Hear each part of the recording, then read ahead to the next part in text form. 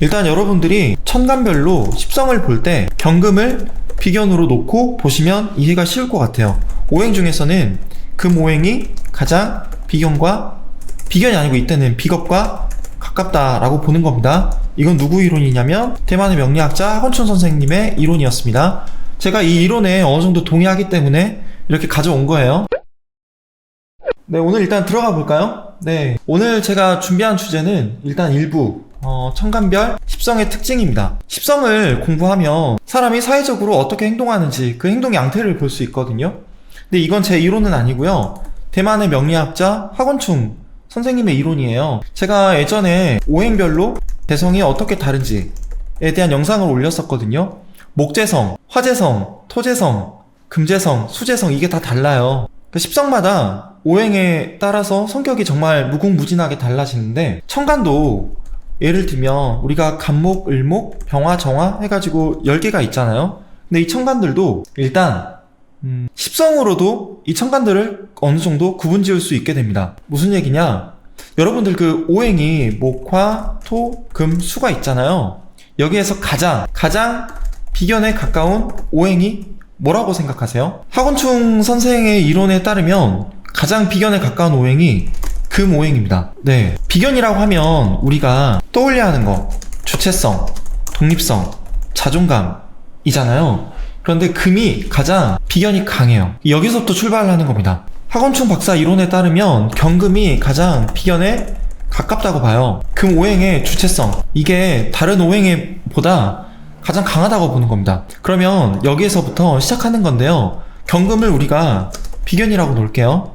그러면 겁재가 뭐가 될까요? 겁재가 신금이 됩니다. 단팥킬러님께서 신금이 특히 비견에 가깝다라고 하셨는데 정확한 지적이거든요. 겁재가 비견보다는 경쟁의 코드가 훨씬 강하게 들어가 있는 거죠. 그래서 겁재 신금 같은 경우에 경쟁심, 투쟁심, 그리고 복수심 이게 강해요. 그래서 제가 수업 때 농담으로 특히 신유일주분들 같은 경우 본인에게 상처를 입힌 사람들, 본인에게 사기친 사람들 이런 사람 있으면 10년이 지나서도 복수할 수 있다라고 했었거든요. 그게 신금의 특징입니다.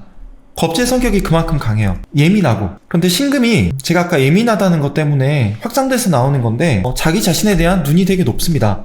그게 콤플렉스로 드러날 수 있어요. 예민한 거랑 맞물려서. 그러면 식신에 가까운 건 뭘까요? 제가 경금이 비견이라 했잖아요. 신금이 겁재고 그러면 식신에 가까운 거 금생수 떠올려 보시면 돼요. 뭘까요? 임수입니다. 임수가 가장 식신하고 가깝다고 봐요. 하건춘 선생은. 왜? 식상이 어떤 의미가 있죠? 식신만 보면 연구하고 궁리하고 그리고 또 생식의 기운이잖아요. 그리고 임수일간이 제가 볼 때는 가장 두뇌회전이 잘 됩니다. 저는 CPO라고 표현을 했었죠. 네, 두뇌회전이라고 할게요. 이게 호기심하고도 연결이 되는 거예요. 저건 왜 저러지? 궁금해하는 거. 물론 목도 호기심이 강하지만 천간의 특성을 십성하고 연결 지으면 임수가 식신이랑 가장 가깝다고 봅니다. 그러면 여기서 또 나오죠. 상관하고 가까운 건 뭘까요? 당연히 개수가 되겠죠. 왜? 개수가 상관적 특징 때문인지 좀 다재다능합니다. 어떤 환경에 따라서든 본인이 쉽게 적응을 해요. 이게 카멜레온 같은 변화가 된다고 제가 표현을 하는데요. 개수도 호기심이 정말 상당합니다. 다만 개수가 제가 카멜레온처럼 변화의 속성이 강하다라고 했는데 예를 들면 밀도가 높고 체계가 좀 빡빡한 조직 이런 곳에서는 개수가 살아남기 어려울 수 있어요. 특히 뭐 군인, 경찰, 검찰, 법 이런 쪽 개수가 좀 많이 힘들어 하거든요. 특히 선배가 좀 꼰대다, 시대에 안 맞는 소리를 한다 그러면 개수분들은 특히 힘들어 합니다. 물론 개축 일주분들은 제외하고요. 제가 상담을 할 때 개수인 분들 경우에는 가끔 책을 읽는지 안 읽는지 확인하는 경우도 있어요. 그만큼 개수의 호기심이 잘 살아나야 된다는 뜻이기도 하고요. 그리고 개수가 사교성도 높습니다. 이 상관이라고 하는 게 또 수다랑도 연결이 되죠. 이게 전부 다 개수의 특징이 돼요. 개수를 우리가 물상으로 안개비라고 하잖아요. 네, 카멜레온 같은 그런 성격이 좀 있습니다. 그러면 여기서 계속 확장하시면 돼요. 편재에 가까운 건 뭘까요? 가장 편재적 특성을 강하게 보이는 십성은 경금을 비견이라고 봤을 때 편재에 해당되는 게 뭐죠? 간목입니다. 간목. 편재라고 하면 우리가 떠올려야 되는 건 재물이기 이전에 일단 네트워크입니다. 네트워크. 인적 네트워크죠. 근데 제가 또 수강생분들에게만 말씀드렸던 건데 간목 일간 분들이 목의 기운이 강할 때 만약에 혼술을 하고 혼밥을 한다? 그러면 문제가 있는 거예요. 그래서 상담을 할 때 혼자서 밥을 먹는지 뭐 이런 걸 물어볼 때도 있는데, 건강한 간목이면 실제로 혼술이나 혼밥을 한다 하더라도 아니요, 저 혼자 밥 안 먹는데요 라고 이야기를 할 가능성이 높아요. 이 간목이 혼술이나 혼밥을 잘 안 합니다. 그리고 간목이 쭉 뻗어가는 거잖아요. 가지를 치고 물상으로는 나무잖아요. 그게 공간 지각 능력이 좀 뛰어나다고도 봐요. 그게 편재기도 하죠. 왜? 편재가 지도에 해당하니까. 그리고 간목은 목이 강한 것답게 일단 사람 중심입니다. 근데 이게 왜 편재랑 연결이 되냐, 정재는 결과를 보고 움직일 가능성이 높은데, 편재면 일단 내가 좋아하는 사람들, 그리고 일의 결과를 떠나서 이거 재밌을 것 같은데 라고 하면 뛰어들거든요. 그래서 조금 사람 중심적인 속성이 강해요. 그래서 간목이 편재하고 가장 가깝다고 봅니다. 그러면 정재랑 가까운 건 뭘까요? 네, 을목입니다. 을목이 정재랑 가장 가까워요. 왜냐, 일단 정재라고 하면 우리가 현실주의적 속성이 강하다고 하죠. 근데 을목의 물상이 물상이라기보다는 그걸 기호로 표현을 하면, 간목은 뚫고 올라가는 상승지기가 강한데 을목은 거기에서 음목이다 보니까 튀어 올라가다가 꺾여가지고 옆으로 가죠. 이걸 우리가 굴신의 속성이 강하다고 하잖아요. 이게 현실주의랑 연결이 되는 거예요. 내가 회사 생활을 하다가 상사한테 간목은 개기더라도 을목은 개기려고 하다가도 내가 잘못될 것 같으면 상황을 보고 개기지 않습니다. 주변을 둘러보는 속성이 간목보다는 을목이 훨씬 강하죠. 그게 정제예요. 그래서 우리가 실속을 잘 챙긴다고 합니다. 꼼꼼하기도 하고요. 그리고 성실하기도 하죠. 편재가 모험주의적 속성이 강해요. 유흥도 강하다고 하는데, 을목은 모험이나 이런 속성이 간목에 비해서는 조금 적습니다.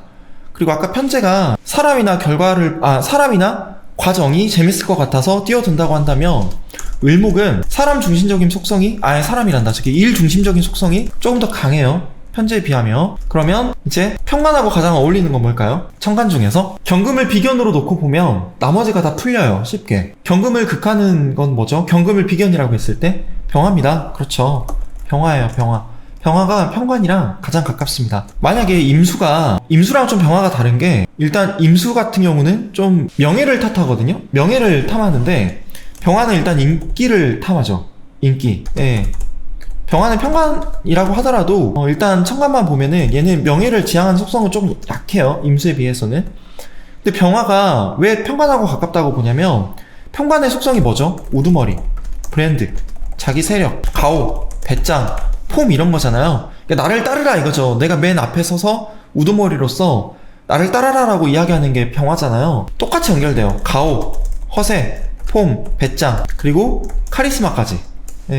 그래서 병화 중에 선동가가 많은 거죠. 여기까지 이해되실 것 같습니다. 그러면 정관하고 가까운 천간은 뭘까요? 경금을 비견이라고 했을 때 정관이 되는 거, 천간 중에서 정화죠. 정화가 정관적 속성이 가장 강합니다.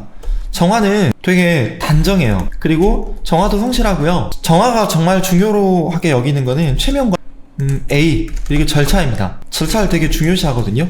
병화도 당연히 화 오행이다 보니까 예의나 서열, 질서, 체계 이런 걸 정말 중요시해요. 정화는 드러내놓지 않지만 속으로는 체면과 예의, 법도, 절차 이런 걸 정말로 중요하게 여깁니다. 그래서 정관하고 속성이 같다고 보는 거예요. 그러면 편인은 뭘까요? 경금을 비견이라고 했을 때 무토죠. 무토입니다. 무토가 편인하고 가깝습니다. 편인이라고 하면 촉, 끼, 그리고 변덕을 상징하기도 하죠.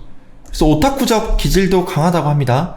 자기가 좋아하는 게 생기면 확 뛰어들고, 무토분들이 본인이 좋아하는 게 있으면 그런 것들을 좀 수집하고 모으려고 하는 성격이 강해요. 무토가 물상으로 치면 국가로 보면 중국이지만 끝없이 확장하려고 하는 대지잖아요. 자기가 좋아하는 게 있으면 그걸 좀 사모으려고 합니다. 그래서 만약에 상담할 때 무토의 기운이 잘 살아있는지 보려면, 돈이 생겼을 때 뭐 하냐고 물어보면 좋아요. 자기가 좋아하는 거에 쓴다고 하면 괜찮은데 저축을 하겠다? 그러면 약간 문제가 있을 수도 있습니다. 정인하고 가까운 건 뭘까요? 정인? 경금을 비견이라고 했을 때 정인에 해당되는 것은 기토죠. 기토의 성격, 일단 다정다감합니다. 가장 가족주의적인 분들이 많아요. 그래서 제가 기토 설명할 때 이혼율이 가장 낮다라고도 이야기한 적이 있었거든요. 지인을 잘 챙기기도 합니다. 지인들을 잘 챙기고요. 그리고 포용력이 좋아요. 포용력. 이게 넓진 않아요. 무토는 인간관계가 되게 넓은데 기토는 그렇진 않습니다. 다정다감하고 꼼꼼하고, 내 주변에 있는 사람이 많지 않더라도 그 사람들을 되게 밀접하고 가깝고 친근하고 다정하게 챙겨요. 그게 기토거든요. 정인이죠. 그래서 내가 생해주는 거, 그러니까 누군가가 날 생해준다고 했을 때 그걸 인성이라고 하잖아요. 나를 일간으로 보면, 나를 생해주는 사람들이 직장으로 보면 선배 또는 스승이 될 수 있죠. 멘토나. 기토가 그런 성향이 강하다는 겁니다. 일단 여러분들이 천간별로 십성을 볼 때 경금을 비견으로 놓고 보시면 이해가 쉬울 것 같아요. 오행 중에서는 금오행이 가장 비견이 아니고 이때는 비겁과 가깝다라고 보는 겁니다. 이건 누구 이론이냐면 대만의 명리학자 하건춘 선생님의 이론이었습니다. 제가 이 이론에 어느 정도 동의하기 때문에 이렇게 가져온 거예요.